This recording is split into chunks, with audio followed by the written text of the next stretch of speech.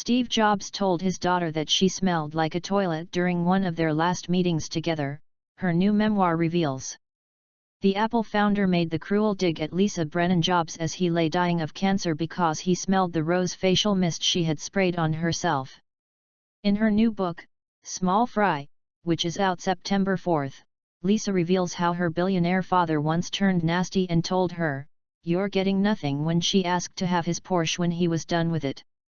"You're not getting anything, you understand?" Jobs told her. Lisa writes that Jobs spoke in such a sour, biting way and that he once told, "I'm one of the most important people you will ever know." Her memoir gives unprecedented detail about the troubled relationship with her father, which was featured in the 2015 biopic about him with Michael Fassbender in the lead role. She says that for her father, her very existence was a disappointment and a source of shame. As she puts it, in his eyes she was a blot on a spectacular ascent, as our story did not fit with the narrative of greatness and virtue he might have wanted for himself. She writes, "My existence ruined his streak.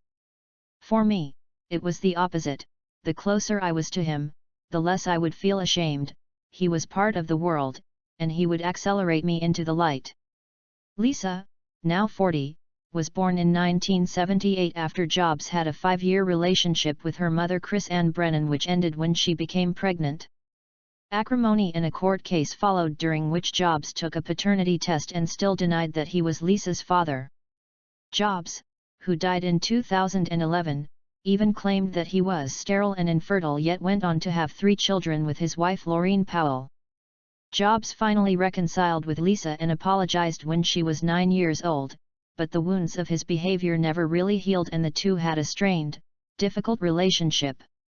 In an excerpt of Small Fry in Vanity Fair magazine, Lisa writes about how she used to tell her school friends, "I have a secret, my father is Steve Jobs." She told them that her father had named an early Macintosh computer after her. She would boast to friends saying, "He's famous. He invented the personal computer. He lives in a mansion and drives a Porsche convertible. He buys a new one every time it gets a scratch." For a long time I hoped that if I played one role, my father would take the corresponding role, she writes. I would be the beloved daughter, he would be the indulgent father. I decided that if I acted like other daughters did, he would join in the lark. We'd pretend together, and in pretending we'd make it real. If I had observed him as he was, or admitted to myself what I saw, I would have known that he would not do this, and that a game of pretend would disgust him. During one visit to Jobs's house, Lisa plucked up the courage to ask her father about his Porsche and said, "Can I have it when you're done?" Jobs replied, "Absolutely not."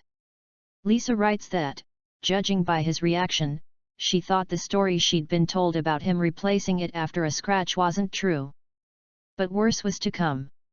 She writes, "I wished I could take it back. We pulled up to the house and he turned off the engine.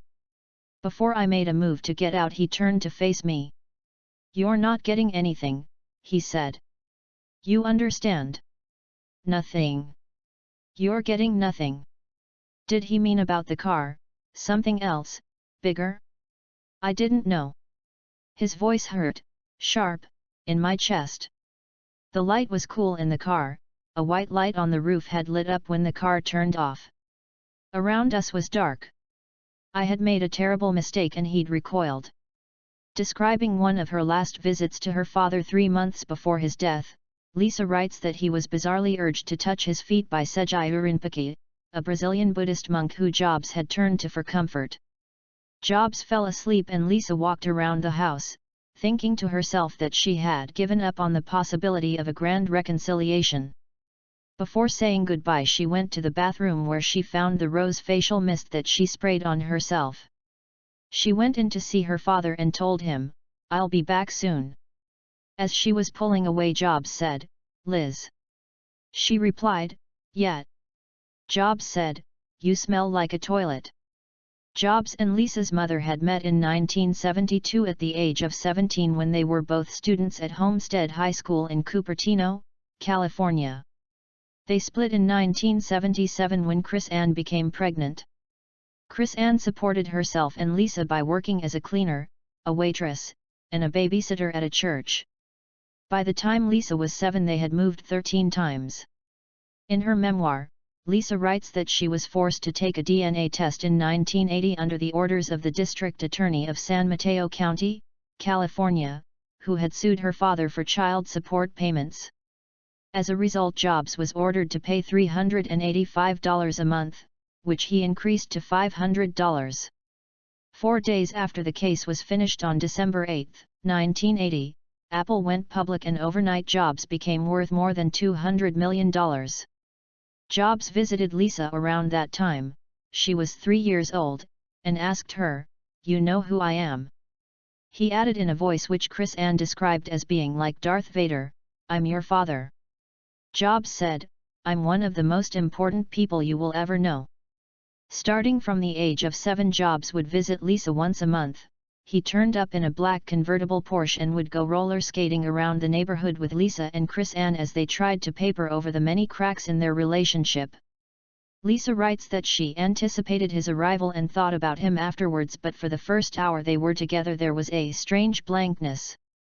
She writes, "He didn't talk much. There were long pauses, the thunk and whir of roller skates on pavement. A few times, I felt his eyes on me. When I looked up, he looked away." Lisa writes that despite all of this she still felt pride that she was his daughter. She writes that her connection to him was a magical identity, an extra thing that started to itch and tingle when I felt small, and it was like pressure building inside me, and then I had to find a way to say it. Lisa repeatedly tried to get Jobs to tell her that the Lisa Macintosh computer was named after her. After she asked one time he said, "Nope, sorry kid." It was only when she was 27 and on holiday at a villa in the south of France owned by U2 singer Bono that Jobs finally came clean. Over lunch Bono asked Jobs about the early years of Apple and whether or not he named the Lisa after his daughter. Jobs said, "Yeah, it was." Lisa was shocked and told Bono, "That's the first time he's said yes. Thank you for asking."